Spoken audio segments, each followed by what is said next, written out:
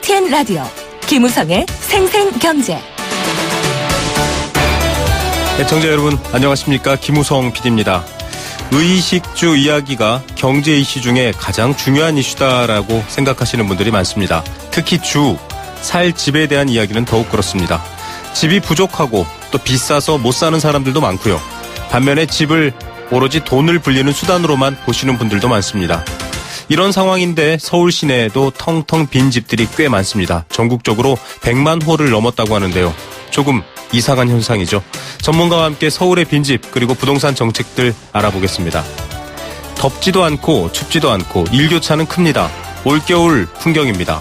문제는 이런 날씨와 기상 때문에 스키장이나 겨울 축제를 맞은 지방 경제가 울상을 짓는다는 겁니다. 겨울 날씨 왜 이러는 걸까요? 기상 전문가 연결해서 알아보겠습니다. 화요일은 경제 도미노 준비된 시간입니다. 새해 첫날부터 핀란드가 기본소득을 실험하기 시작했습니다. 저성장, 경기 불황, 소득주도 경제 이런 얘기가 나오고 있습니다. 우리나라에서도 기본소득 고민해야 되지 않나 이런 이야기도 있는데요. 오늘 최백은 교수와 함께 이 내용과 경제 이슈들 풀어드리겠습니다. 먹고 입고 살아가는 의식주의 문제가 고루한 경제 논리에 가리지 않도록 늘 긴장하며 깨어있겠습니다. 2017년 1월 3일 김우성의 생생경제 지금 시작합니다.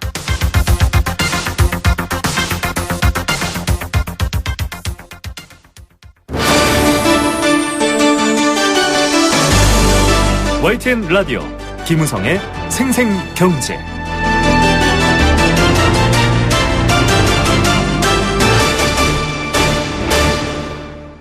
네, 빈집이 늘어나고 있다라는 이야기. 어제도 저희가 일본 경제와 한국 경제에 비슷하지만 아주 다른 점들 강조해드리면서 인터뷰 보내드렸죠.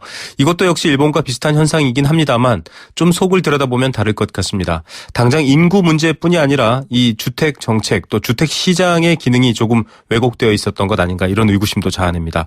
2015년 말 기준으로 전국에 100만 가구가 넘는 빈집이 있다고 합니다. 집을 못 구해서 안달인 분들도 많은데 왜 이런 현상이 벌어질까요? 또 이것이 사회적으로는 어떤 문제를 일으키고 주택시장은 어떤 왜곡을 가져올지도 한번 알아보겠습니다. 단국대 도시지역계획학과 조명래 교수 연결하겠습니다. 교수님 안녕하십니까? 네, 안녕하세요. 예, 이 새해 벽두부터 부동산 관련 뉴스 중에 좀 많은 분들을 놀라게 한 뉴스입니다. 전국에 빈집이 100만 가구가 넘는다. 저도 좀 놀랐는데요. 이 상황이 어느 정도 심각한 건가요? 네, 작년에 나온 인구주택 총조사, 작년에 2015년이 되겠습니다. 네. 15년에 나온 인구주택 총조사에 의하면 2015년에 전국의 빈집 수가 한 106만 가구에 달했는데요. 이것은 전체 가구의 한 6.5%에 해당하는 그런 양이 되겠습니다. 5년 전에 비해서 다시 말씀드려서 2010년과 비교한다면 25만 가구가 이제 늘어난 수치인데요. 네. 현재와 같은 추세라면 2035년에는 148만 가구, 그리고 2050년에 가서는 전체 가구의 한 10%가 되는 302만 가구가 빈집으로 아마 발생할 것으로 지금 예측이 되고 있습니다.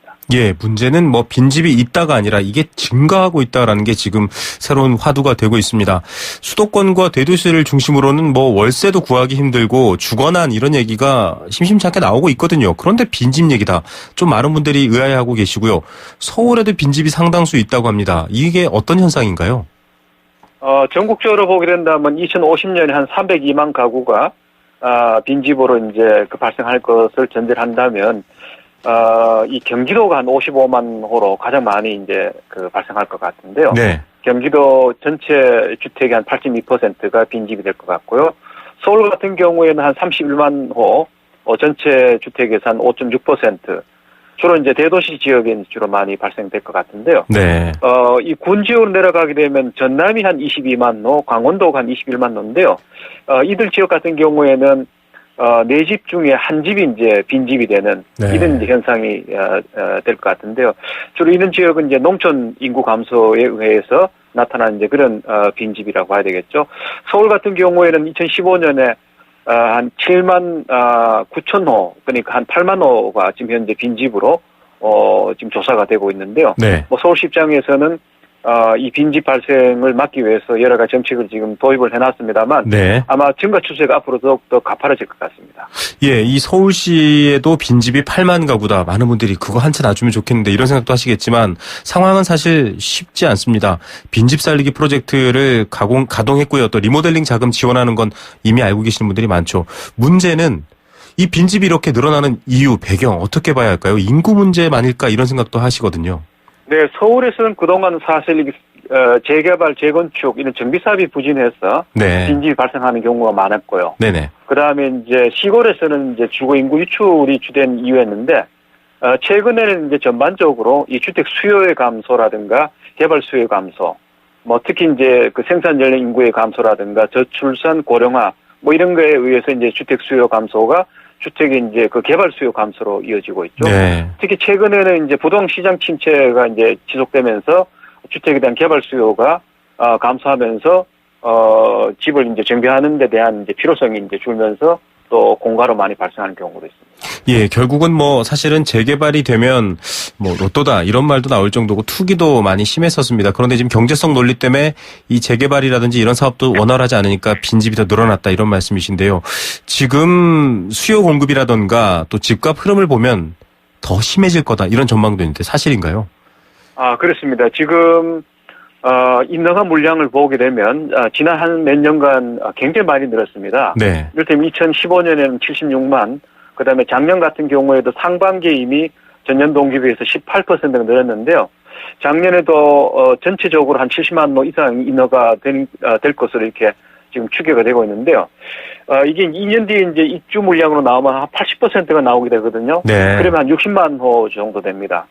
이 60만 호라는 것은 정부가 2030년까지 이 적정 주택 공급량 39만 호를 1.5배에 이제 초과하는 그런 양이 되겠죠. 네. 그래서 이제 주택 신규 공급이 상당히 많고 지금 정부의 예측이 한다면 2050년에 가면 주택 보급률 한 140%로 보고있는데요. 그때쯤 되면 총 주택 수가 한 3천만 호 정도 되는데요. 현재 주택 총량이 한 1.8배가 늘 것으로 보고 있습니다. 그렇기 때문에 이 주택의 어떤 공급 증가가 결국은 이제 빈집을 발생시키는 것에 또한 중요한 원인이라고 볼 수 있을 것 같습니다. 예, 공급은 늘고 있는데 예전만큼 또 경제적 매력이 없을 경우에 더 심해질 수 있다 이런 말씀이신데요. 사실은 교수님 이건 좀 저희가 이 중간에 한번 짚어봐야 될 문제인 것 같긴 한데요. 이 아파트 중심으로 사실은 대규모 재개발이나 이 건축이 이루어졌을 때 원주민들이 받는 사실은 쫓겨나는 경우도 있고 이런 방식으로 개발되다 보니까 사실은 좀 시장이 왜곡된 거 아닌가 이런 말도 나오거든요. 기존 주택들을 좀 다시 가꾸고 작은 규모의 이 재개발 같은 것들을 서울시가 지금 추진하고도 있지만 정작은 시장에서는 외면받고 있거든요. 이런 상황들 좀 제도적인 문제도 있지 않나요? 어떻게 보십니까? 이제는 뭐 재건축 같은 경우에는 1대1 재건축이 되고요. 자기 부담을 가지고 부담 원칙으로 해야 되지. 부동산 어떤 그런 그 개발 이익을 남기는 방식으로 하게 된다면 공급이 늘 수밖에 없고요. 네네. 그다음에 이제 또 이제 철거형 어떤 정비보다는 이른바 이제 보존형 정비라든가 리모델링 이런 것들을 우리가 훨씬 더 활성화시키게 될 것 같고, 그다음에 단독주택 이 단지 같은 경우에는 가능하다면 뭐 정부 방침은 그렇습니다만 이른바 이제 마을 만들기 사업 등을 통해서 기존 주택을 재활용하는 이런 이제 정책을 가져가야 이제 과잉 공급에 따르는 이 주택의 어떤 그런 이 수요 부족에 의해서 나타나는 빈집 발생을 막을 수 있을 것 같고요. 그다음 기존 주택을 우리가 지속적으로 활용할 수 있을 것 같아요. 예, 저희가 뭐 새 아파트가 올라가고 가격이 뛰고 이런 방식으로 지금 진행됐던 것들이 좀 부작용이 아닐까 이런 걱정도 하시는 분들이 많은데요. 일본 사례와 비교해서 많이 설명을 하고 있더라고요. 일본도 지금 전체 주택의 이 13.5%까지 빈집이 늘고 있다 이런 얘기도 나오고 있습니다. 또 빈집이 늘어나니까 결국 지역 사회, 지역 경제도 죽어버리는 이런 부작용도 일본 사례에서 소개가 되고 있습니다. 우리도 좀 대책을 만든다고 하는데요. 뭐 공가 대책, 특별 조치법 이런 얘기들도 좀 언급이 되고 있고요. 그런 대책이 시행될 수 있을까요? 어떻게 보십니까? 일본의 지금 빈집은 이미 1980년대 중후반부터 이게 발생이 되어 왔었거든요. 네. 1988년에 394만 호의 빈집이 있었고요. 2013년에 말씀하신 대로 전체 주택의 한 13.5%에 해당하는 820만 가구가 지금 빈집인데, 동경만 하더라도 전체 주택의 한 11% 81만 호가 지금 빈집으로 지금 나타나고 있는데요. 서울의 10배에 해당합니다. 네. 그렇게 해서 2015년에 일본 정부가 공가대책 특별조치법을 제정해서 지자체가 필요하다면 그 빈집이 이제 몰려 있는 이런 지역에 하지 위험이라든가 이제 범죄 발생 가능성이기 때문에 네네. 지자체가 행정으로 절감할 수 있는 그런 이제 제도를 도입했고요. 근자에 와서는 뭐 빈집뱅크라든가 뭐 빈집관리 서비스 업체 같은 것도 등장하고 있는데 네네. 아마 우리나라에서도 일본의 이와 같은 이 제도들이라든가 어떤 그런 대책을 많이 참조를 해서 우리도 지금부터 이런 제도들을 아마 준비를 해와야 될 것 같습니다. 예. 지금 뭐 2017년의 부동산 키워드는 안정, 실수요자 중심, 그리고 이제 좀 시장 침체 이런 얘기를 키워드로 꼽고 있습니다. 이런 방식으로 흐른다면 사실 빈집 문제뿐 아니라 전체적인 주거 정책이나 패러다임이 바뀌어야 된다. 이제는 개발, 이익 중심에서 좀 분배라든지 실수요 중심으로 바뀌어야 된다. 이런 말이 나오거든요. 어떻게 흐름 전망하십니까? 원래 부동시장의 전망은 결코 녹록하지 않을 것 같습니다. 이것은 정부가 사실은 그동안 불필요하게 이제 시장을, 그 수요를 부추겨서 네. 거품이 많이 껴 있었는데 그것이 이제, 이 대책들이 이제 더 이상 작동하지 않고 실물 경제가 이제 둔화되면서, 나타나는 이제 자연스러운 현상이라고 보는데요. 네. 뭐, 그럼에도 불구하고 우리 경제에 대한 충격은 적지 않을 것 같습니다. 따라서, 우리나라 이제 부동산 이제 정책은 이제는 정말 개발 이익을 남기고 부동산의 어떤 그런 여러 가지 가치의 어떤 증진에만 올인한 이런 정책이 아니라 네. 정말 실수요자들이 집을 사고 파고 하는 이런 어떤 것으로 중심으로 이제 돌아가야 됩니다. 그러려면 현재 여러 가지 고도 성장기에 이 마련됐던 시장의 어떤 부양이라든가 공급 중심의 이제 정책들은 네. 과감하게 이제 철폐를 해야 되겠죠. 대표적으로 이를테면 선분양 제도를 후분양 네. 제도로 바꾼다든가 맞습니다. 이런 것이 대표적인 정책이 될 것 같고요. 그다음에 매매주택 중심에서 임대주택 중심으로 공급의 정책을 바꾸는 뭐 이런 등등이 앞으로 해야 할 주요한 정책이고 이런 것들이 사실은 공가 발생을 막을 수 있는 저는 근본 대책 중에 하나라 보고 있습니다. 예, 근본 대책이 세워져야 된다. 그것은 앞서 말씀하신 실수요자 중심 또 투기 목적이 아니라 실제 거주 중심의 목적으로 바뀌어야 된다. 이 얘기에 많은 분들이 고개를 끄덕일 것 같습니다. 교수님 끝으로 이 지금 부동산 관련해서 또 여전히 그래도 양극화 문제를 얘기하고 있거든요. 뭐 말씀하셨지만 지방은 더 어려운 상황이고 또 지방 중에서도 노인들이 많은 곳은 더 어렵다라고 하는데 이런 부분의 해소는 좀 어떤 정책적 조언이 필요할까요?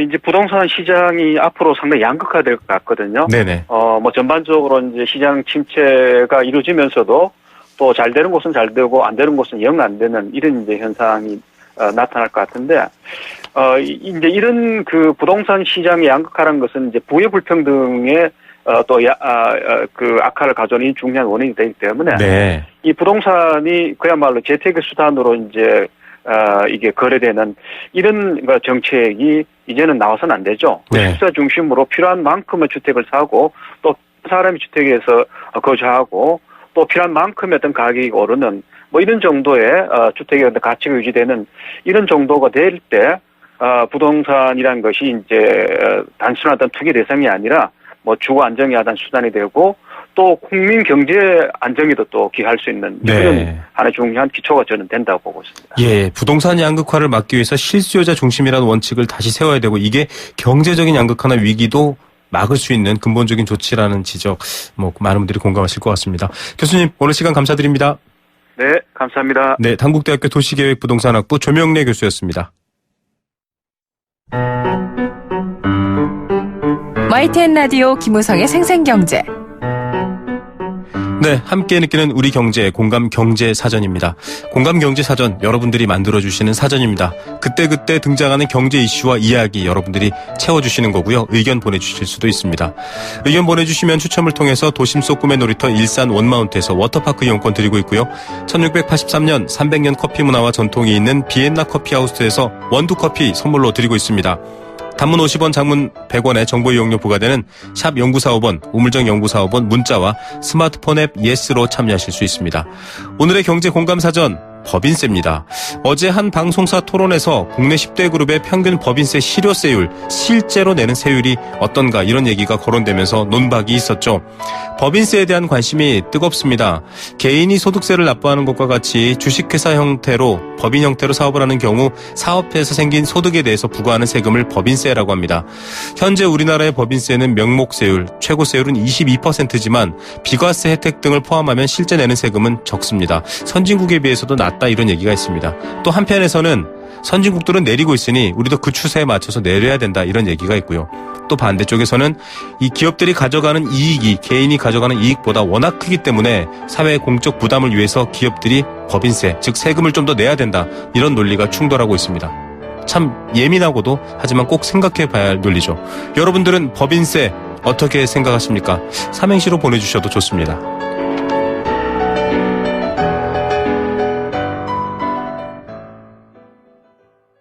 네, 생생경제 일부 포스코와 함께했습니다. 캠페인 들으시고요. 경제 톱뉴스로 돌아오겠습니다.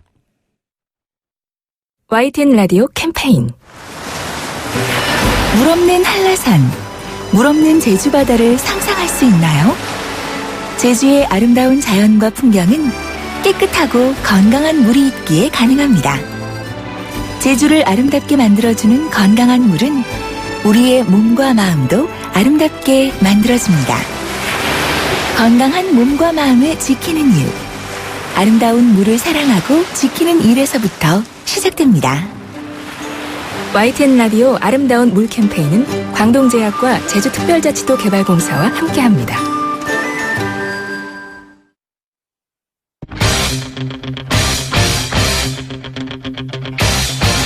지금 가장 뜨거운 경제 소식. 경제 톱 뉴스. 네, 이 시각 주요 경제 뉴스 전해드리겠습니다. AI 고병원성 조류 인플루엔자가 기승을 부리고 있습니다. 계란값 가격이 지금 심상치 않은데요. 관련 소식 첫 번째로 전해드리겠습니다.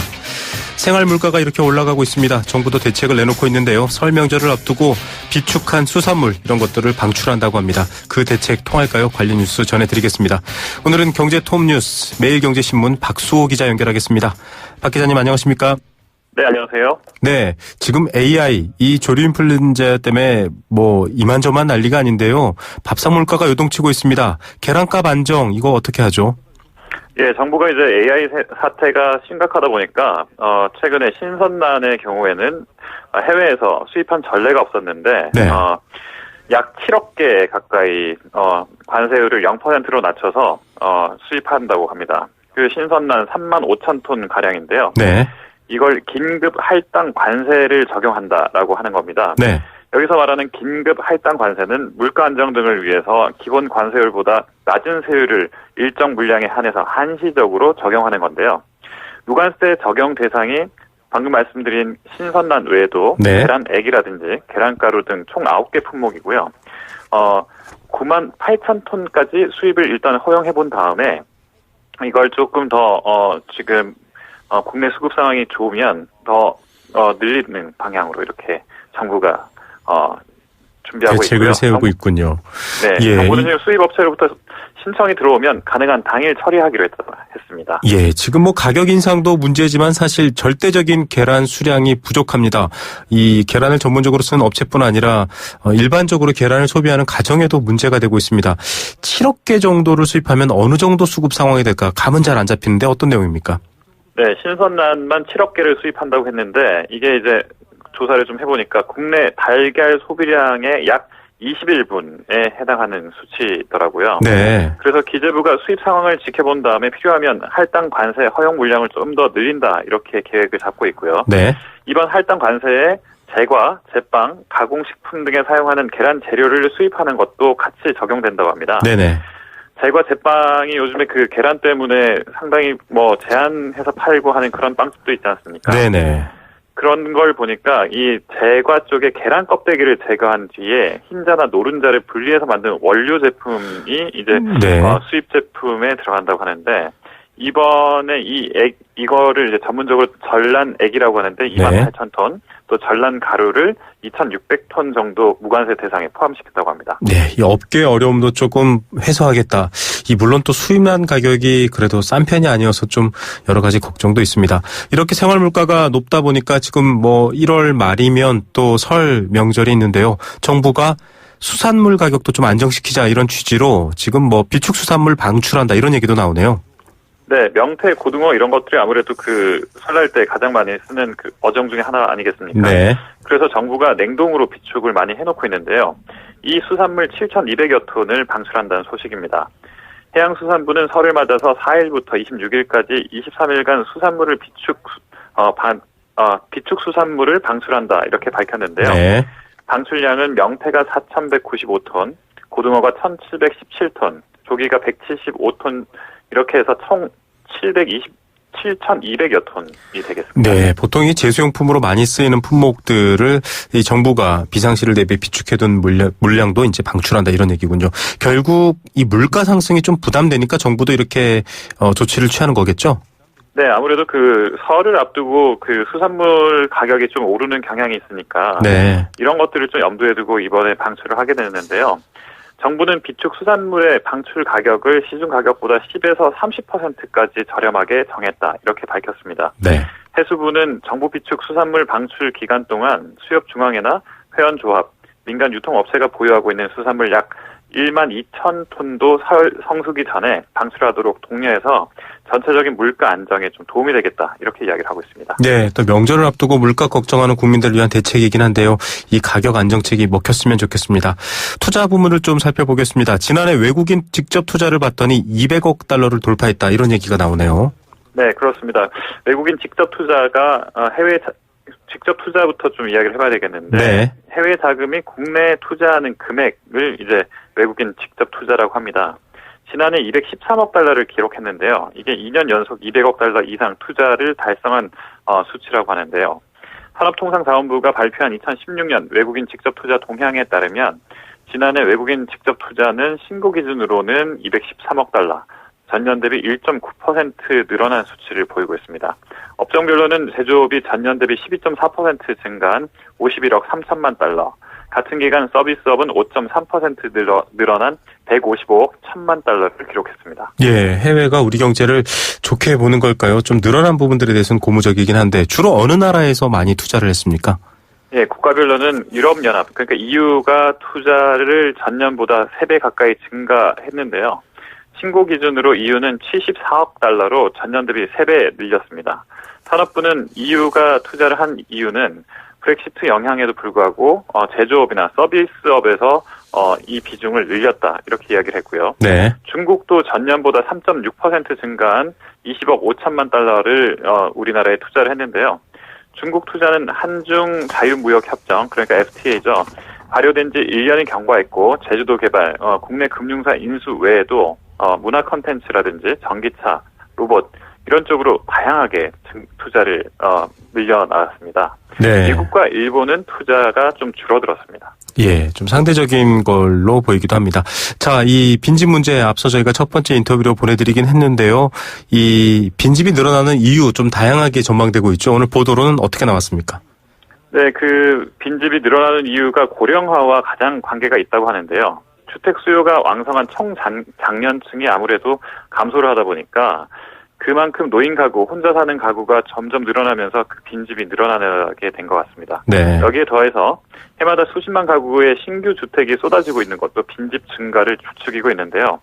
2015년에 전국 주택 인허가 물량이 76만 건, 그러니까 1977년 조사 시작 이후에 최대치를 기록했습니다. 네. 지난해에도 11월까지만 63만 가구, 연말까지 합치면 70만 가구를 넘을 것으로 확실시 되고 있으니까 집은 많이 공급이 되는데 사는 사람은 상대적으로 줄어드니까 그만큼 이제 빈집이 늘어나겠다. 이렇게 볼 수 있는 거죠. 예, 인구뿐만 아니라 이 부동산 투자의 양극화 문제도 또 빈집을 슬럼가로 만드는 사회적 문제로까지 만들어지고 있습니다.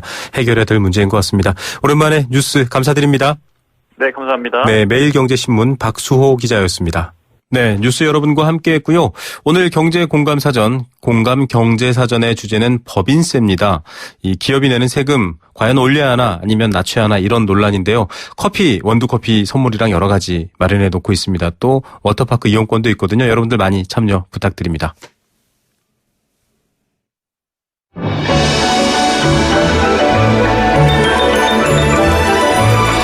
오늘의 경제를 들여다보는 시원한 창. YTN 라디오 김우성의 생생경제 생생인터뷰. 네, 두 번째 생생 인터뷰 시작하면서 청취자 여러분께 조금 이상한 질문 하나 드리겠습니다. 올겨울 추운 걸까요? 아니면 더운 걸까요?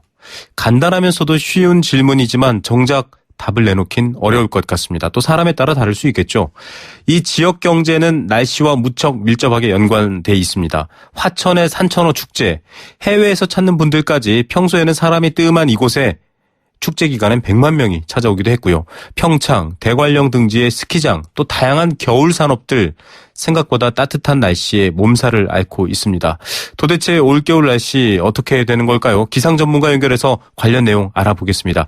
K웨더 이재정 팀장 전화로 연결합니다. 안녕하십니까? 네, 안녕하세요. 네, 이 올여름은 에어컨 누진제 논란까지 불지폈을 만큼 뜨거웠습니다. 그래서 올겨울은 더 추울 거다 이런 말도 있긴 했는데 크리스마스 때도 꽃망울이 열렸고요. 강원도에는 폭설이 아니라 폭우가 내리기도 했거든요. 걷잡을 수 없는 날씨인 것 같습니다. 올겨울 날씨 왜 이런가요? 네, 아직 겨울 초반이긴 하지만 예년에 비해 따뜻한 겨울을 보이고 있는데요. 지난 12월 전국 평균 기온이 영상 3.1도로 평년 1.5도에 비해 1.6도가 높아 1973년 이래 최고 3위를 기록했습니다. 네. 이렇듯 포근한 겨울이 나타나고 있는 이유는 티벳 고원에서 중국 지역으로 따뜻한 기압 등이 형성되며 북쪽에 찬 공기가 남하가 저지되고 있기 때문이고요. 네네. 또 우리나라에 차가운 공기를 공급해주는 대륙 고기압이 예년에 비해 강하게 발달하지 못하고 있기 때문입니다.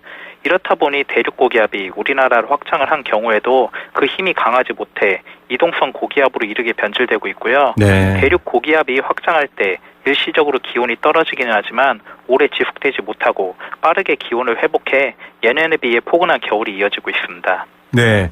이게 뭐 어떤 국내의 특정한 상황이 아니라 전체적인 이 관련 지형 혹은 기상 지형 상황 때문인 것 같은데요. 문제는 이제 2018년에 동계올림픽도 있지 않습니까? 이렇게 좀 따뜻한 겨울이 보편화되거나 지속되는 건 아닌가 이런 우려가 있거든요. 겨울 산업이 바뀌어야 하나? 이런 걱정까지 있는데요. 네, 최근 빨라지고 있는 지구온난화 현상으로 인해 기온이 높아지고 있는 것은 사실이고 겨울이 갈수록 따뜻해진다는 의견이 지배적이긴 하지만 네. 한편으로는 아직 예단하기 이르다는 의견도 있는 상황입니다. 아, 네. 한반도의 경우에도 지구온난화로 인해 기온이 높아짐에 따라 여름이 길어지고 겨울이 짧아지는 등 변화가 나타나고 있는 게 사실이지만 그렇다고 해서 겨울철 기온이 대폭 오른다거나 한반도 기후가 아열대로 바뀐다고 보기는 지금 현재 무리가 있는 상황이고요. 네네. 한반도의 경우에는 대륙과 해양의 경계에 위치함에 따라 다른 지역에 비해 복잡한 기상 현상들의 상호작용으로 의해 결정되기 네. 때문에 특정 요인이나 일시적인 현상만으로 앞으로의 기후가 어떻게 변화할 것이라고 단정짓기는 쉽지 않습니다. 예, 기상이 어떻게 될 건지 사실은 정확하게 얘기하기 어렵고 또 한반도가 대륙과 이 대양 사이에 껴있기 때문에 굉장히 복잡하다라는 얘기 감안하시면 여러분들 좀 답답한 마음이 덜하실 것 같습니다. 자, 이 이상고온이 일단은 올겨울은 지속되고 있고요. 뭐 미세먼지 문제도 엊그제까지 오늘 오전까지 좀 심했습니다. 이 겨울 축제나 겨울 스포츠가 이제 위축되지 않나, 겨울다운 겨울이 잘 오지 않을 수 있나. 아까 말씀하셨다시피 좀 복잡하긴 하지만 그런 가능성에 대해서 우려하시는 분들도 있거든요. 어떻게 보십니까? 네, 앞에서 드린 말씀과 이어지는 내용이 되겠는데요.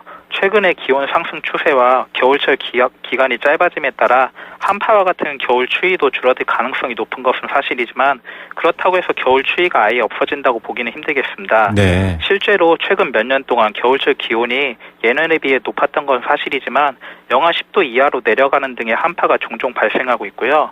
또 최근 몇 년 전만 하더라도 기록적인 한파가 지속되는 등의 현상이 나타나고 있기 때문에 전체적인 추세는 겨울에 기온이 높아지지만 해마다의 변동성이 존재한다는 것으로 이해하시는 것이 맞겠습니다. 네.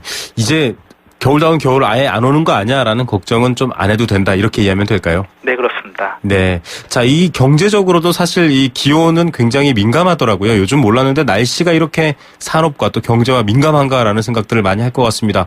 강원도만 해도 겨울축제에 한 340만 명 정도가 오는데 이제 어렵다 이런 얘기가 나오거든요.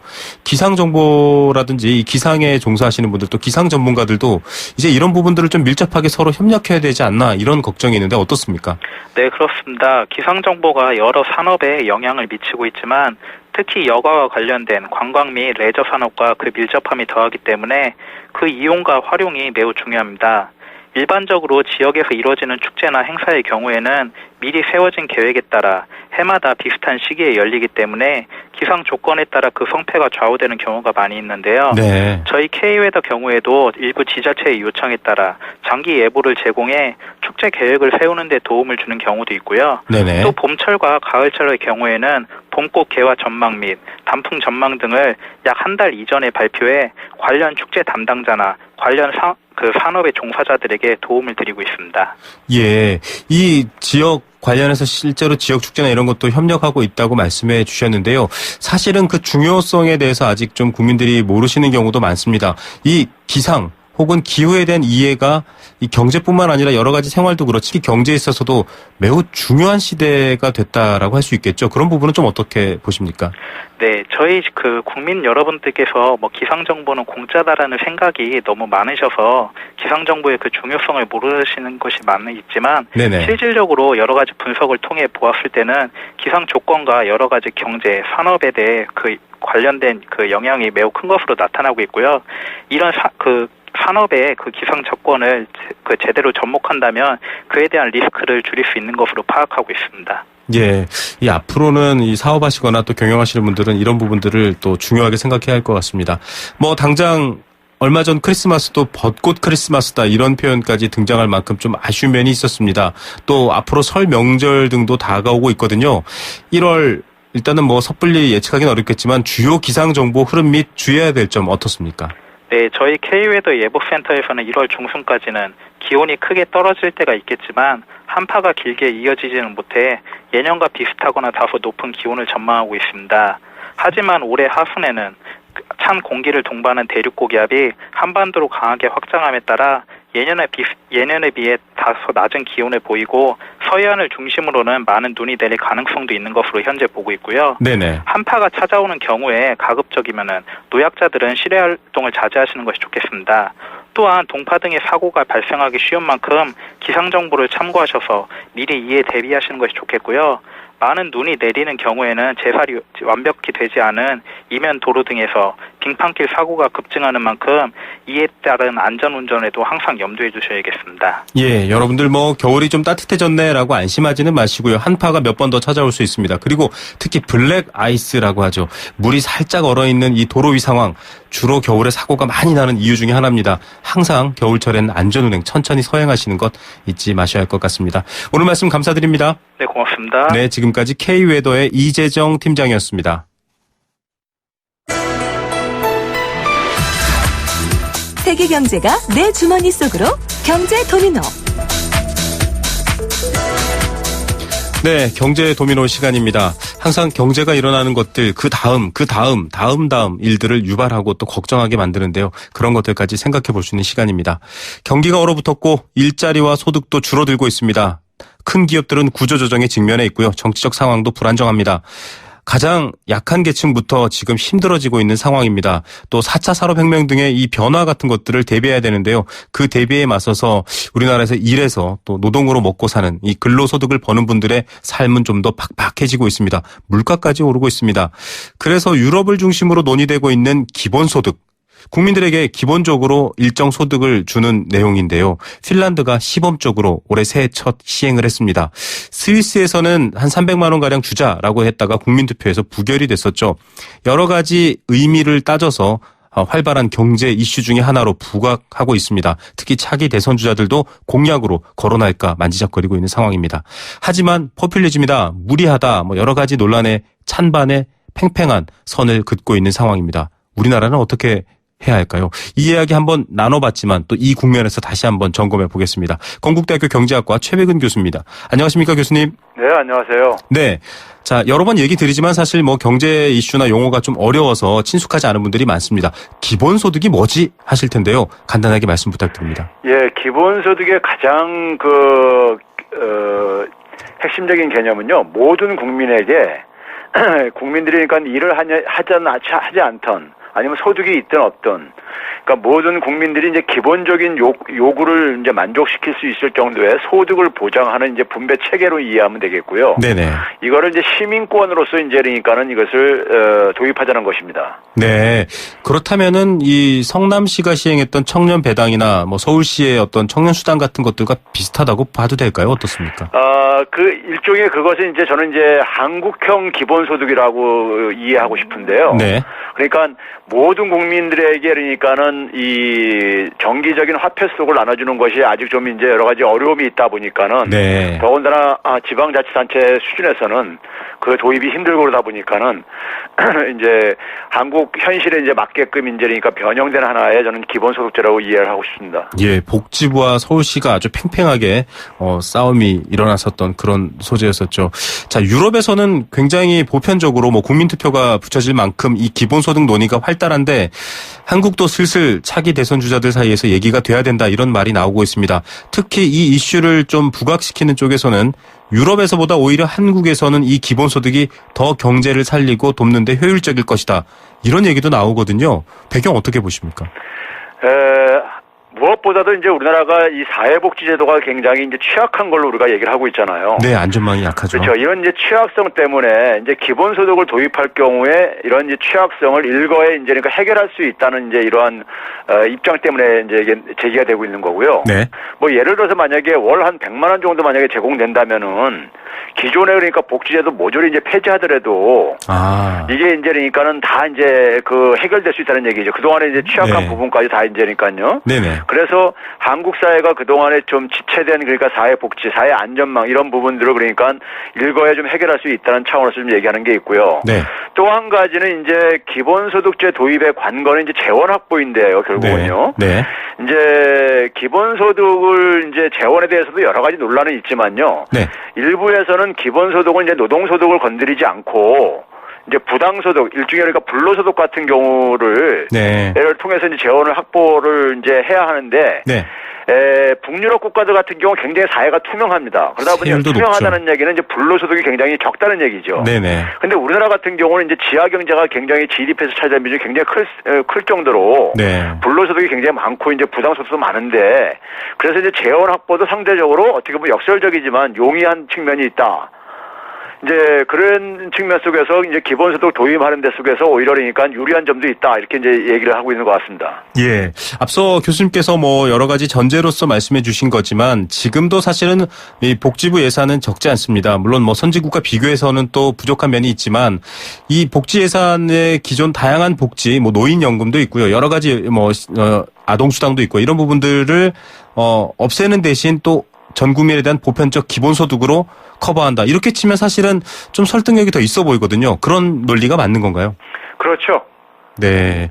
자, 기본적으로 이런 이슈에 대해서 반대하는 논리는 좀 이념적이기도 합니다. 이게 어떻게 모두에게 똑같이 나눠주냐라는 얘기도 있고요. 그렇게 할 경우에는 근로 의욕이 사라지고 선의 경쟁이 없어질 거다라는 논리로 반박을 하거든요. 그 논리에 대해서는 어떻게 보십니까? 그 이제 기본적으로 이제 앞에서 얘기했듯이 우리나라 이제 사회 이제 복지제도가 있는 취약한 부분 때문에 네. 이런 것에 대한 욕구가 좀 이제 많이 있는 것이고요. 그 다음에는 이제 이 부분을 이제 기본소득제도라는 것은 사실 이제 그러니까는 보수주의자들도 굉장히 도입을 지지하는 사람들이 많이 있어요. 네. 왜 그러냐면 사회복지를 실행을 하다 보면 굉장히 행정적인 비용도 굉장히 많이 듭니다. 네, 제도. 복지 수급자를 이제 그러니까 선별을 해야 되고 이런 것들 때문에요. 네. 그런데 이제 이런 부분들을 일거에 다 해소할 수 있는 비용을 이제 해소할 수 있는 측면도 있고요. 그 다음에 또 한 가지는 이 부분이 지금 도입에 대한 논란이 제기되고 있는 것이 사실은 실리콘밸리에 그 혁신 기업가들 중심으로 사실은 이게 제기가 적극적으로 됐었어요. 아, 네. 그 얘기는 결국 뭐냐면은 지금 우리가 이루어지고 있는 기술 진보가 지금 그러니까 일자리 대충격을 가지고 있는데 네. 일자리 대충격이라는 것은 결국 무슨 얘기냐면 우리가 근로 의욕이 떨어질 걸 걱정하고 앉아 있는데 근로 의욕이 부족해서가 문제가 아니라 지금 일할 기회 자체가 지금 소멸돼 가고 있는 이런 상황이다. 아, 네. 그래서 이게 그러니까는 기술혁명이 일어나더라도 그 생산된 상품을 그러니까 소비할 수 있는 시장이 없으면은 결국 이게 경제가 발전할 수 없기 때문에 네네. 그래서 이제 이 혁신 기업들도 그러니까는 최소한의 시장 수요를 그러니까는 확보하려면은 국민들이 그러니까 기본적인 그러니까는 이 소비 여력을 확보해야지만이 가능한 것이 아니냐 이런 이제 취지에서 이걸 이제 도입을 지지하고 있는 거거든요. 네. 그런 점에서 지금 그러니까 우리가 소위 말해서 도덕적 해인이 이런 거 걱정할 지금 이런 상황은 아니라고 생각하는 겁니다. 예, 그 논의보다 더 한 단계 나가서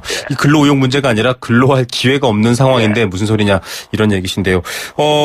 뭐 앞서 사실은 여러 경제학자들도 얘기하시는 게 이 지금은 저소득층이라든지 경제적 취약계층에 돈을 직접 투입했을 때 이 내수 효과라든지 소비 증진 효과 또 돈이 도는 것이 확실해질 거다라고 입을 모아서 말씀을 하시는데요. 교수님께서도 그렇게 지적을 해 주셨지만 지금 이 기본소득의 긍정 효과 그렇다니까 뭐 단지 양극화 해소라든지 기본 생활 수준 문제뿐만 아니라 경기 부양이나 내수를 강화하는 데 있어서 확실한 긍정 효과가 있다 이렇게 보시는 건가요? 그렇죠. 지금 우리가 지금 내수가 지금 수출도 굉장히 안 좋은 상태 속에서 내수가 지금 내수 주도로 지금 성장을 좀 바꿔야 된다는 것은 많은 분들이 공감을 하는 부분입니다. 네네. 내수를 강화하려면 결국은 저소득층에 그러니까 소득 기반을 강화를 해야 된다는 것도 많은 사람이 동의를 하는 부분이에요. 네.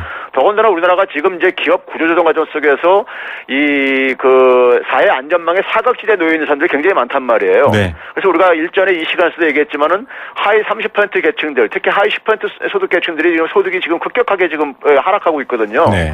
근데 이 저소득층들이 굉장히 조금만 소득이 증가됐을 때 그것이 소비로 연결되어지는 부분이 굉장히 효과가 큰 계층들입니다. 네. 그런 점에서 이제 그러니까는 이 그 경제를 그러니까 활성화시키는 측면 속에서도 굉장히 이제 도움이 된다고 하는 것입니다. 네. 지금 뭐 말씀해 주신 설명의 긍정 효과로만 보면 기업에게도 이득이다 이렇게 생각하시는 분들도 많을 것 같습니다요.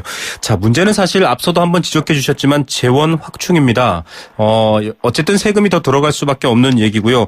단순 계산만 해봐도 전국 2천만 가구를 기준으로 월 50만 원을 준다고 해도 매달 10조, 연간 120조 원이 지금 저희가 올해 국가 재정 예산 계획이 400조니까요. 120조면 굉장히 많습니다. 40% 가까이 되는데 결국은 지금 이 세원 확보에 대한 얘기를 안 할 수가 없거든요. 어제도 뭐 모프로에서 법인세 논란이 뜨거웠습니다. 오늘 저희도 지금 청취자께 화두를 던졌는데요.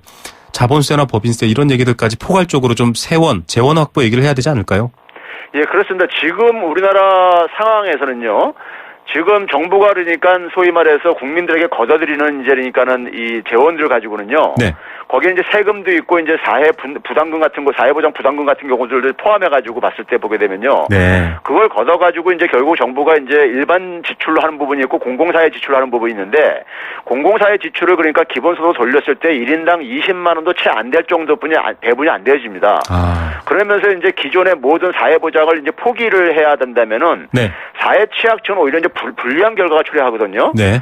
그렇기 때문에 이제 결국은 증세가 저는 불가피하다고 봐요. 네. 그러면 이제 국민 부담률을 높이는데 이걸 이제 OECD 평균 수준까지 높이면은 한 그러니까 10%포인트 정도 이제 높여야 되는 건데 GDP 대비해 가지고요. 네. 그랬을 경우에 이제 단순하게 계산을 해보게 되면은 한 달에 1인당 한 30만 원 정도 추가 이제 그러니까 지급이 가능하다는 이제 계산이 나옵니다. 네. 그럼 이 재원을 이제 확보하는 방법에 있어서 기본소득제를 도입을 주장하는 사람들 같은 경우는 가능한 한은 이제 노동소득으로부터는 그러니까는 좀 이걸 걷어들이지 말자. 네. 노동소득으로 걷어들이게 되면은 노동소득으로부터 세금을 걷어들이게 되면은 노동하지 않는 사람에게 노동하는 사람들이 세금을 얻어서 이제 분배하는 것을 의미하기 그렇죠. 때문에 역차별 측면이 있다 이렇게 얘기하거든요. 네네. 그래서 이제 부당소득 일종의 이제 불로소득 같은 데다가 좀 이제 그러니까 재원을 많이 확보하자고 얘기를 하고 있죠. 자본세 같은 게 해당될까요? 그렇죠. 그래서 네. 지금 얘기하는 것이 이제 금융거래세예요. 그러니까 이제 파생금융상품의 뭐 선물 옵션에 대한 거래세라든가 채권시장, 예안시장에 대한 거래세 도입 같은 경우는 일반 이 정부 연구기관에서도 주장하고 있는 것들이고요. 네.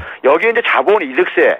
그러니까 일종의 특히 이제 뭐냐면은 이 그 부동산 소득 같은 경우요. 네. 한 추정에 따르면 이제 부동산 소득이 우리나라 GDP 대비 한 28.5% 정도 달하는 걸로 이렇게 되고 있어요. 네. 그럼 임금 소득이 이제 한 GDP 대비 한 44%인데 그 두 번째로 높거든요. 네네. 그 사실 GDP 대비 한 29% 가까운 것 중에서 한 절반만 만약에 이걸 하더라도요. 네. 이게 충분히 커버가 된다는 사실 계산이 나오거든요. 단순하게 생각해보면요. 네네. 그래서 이런 불로소득을 중심으로 해가지고 재원을 좀 확보만 할 수 있다면은 네. 이게 물론 이제 그 부동산 소유자들 같은 경우는 반발이 심하겠죠 아무래도요. 네. 그렇지만 여기에 대한 그러니까 이 국민적인 공감대가 형성돼가지고 만약에 증세를 한다면은 이런 그러니까 불로소득을 먼저 그로부터 재원을 확보하고 그다음에 이제 추가로 필요할 때는 뭐 이제 소득세 누진 구간을 확대한다든가 법인세 인상도 하고 면세자 비율도 축소하고 뭐 이런 방식으로 하게 된다면은 저는 이게 못할 상황은 아니라고 봐요. 네. 결국은 이제 국민들이 그러니까 얼마나 여기에 대한 의지를 가지고 있느냐가 이제 그러니까는 저는 관건이라고 보고 있습니다. 예, 지난 뭐 여러 가지 통계조사 결과 한국의 부유층 또 상위 1% 이런 발표하셨을 때도 봤겠지만 이 금융소득자분들이 상당히 많습니다. 맞습니다. 그분들이 뭐 당장 세금을 많이 뗀다고 못 사는 것도 아니고요. 좀 여러 가지 합의가 필요한 부분인데요. 교수님께서 사실 작년 연초에 이 한국형 양적 완화를 얘기해서 좀 경제 아젠다를 던지신 적이 있는데요. 이 기본소득 이제 조기 대선 국면이 거의 확실시되고 있는 것 같긴 한데요. 어떻게 보십니까? 좀 이슈가 될 수 있을까요? 지금 그 일부 대선 주자들이 그러니까 기본소득 도입 필요성을 주장하는 분들에 대한 것을요. 일부 이제 그러니까 언론들에서 포퓰리즘이라고 이제 비난을 하고 있는데요. 네. 이 대선 주자들도 그러니까 전 국민 대상으로 이제 도입을 지금 주장하는 건 아니에요. 네네. 그러니까 한국형으로 좀 이제 그러니까는 바꾸는 건데. 네. 예를 들면 이제 박원순 시장이라든가 이재명 이제 그 성남시장 같은 경우가 얘기하는 부분들이요. 네. 되게 이런 부분들이 있습니다. 청년수당 같은 경우 이미 이제 그걸 이제 두 개 시에서는 해왔던 것들이죠. 네네네. 그다음에 이제 실업부조요. 제가 이 시간에도 지적했잖아요. 네, 고용보험 사각지대에 있는 사람들이 굉장히 지금 이제 몰리고 있다. 이 부분들을 그러니까 누구든지 이거는 해결을 해야 되는 부분입니다. 보수 정부든 누구든 간에요. 그다음에 이제 우리나라 노인들의 빈곤율이 굉장히 높다고 얘기를 하고 있잖아요. 네. 그래서 이 기초연금도 좀 너무 적다. 인상을 좀 해야 된다. 네. 그다음에 이제 뭐 우리 출산율 문제 때문에 이제 아동수당 같은 것도 신설도 필요하다. 이런 얘기 하고 있거든요. 네. 우리가 저출산 문제로 정부가 1년에 8조 원을 투입을 했습니다. 지난 10년간에요. 네. 1년에 8조 원씩 다 투입을 했었거든요.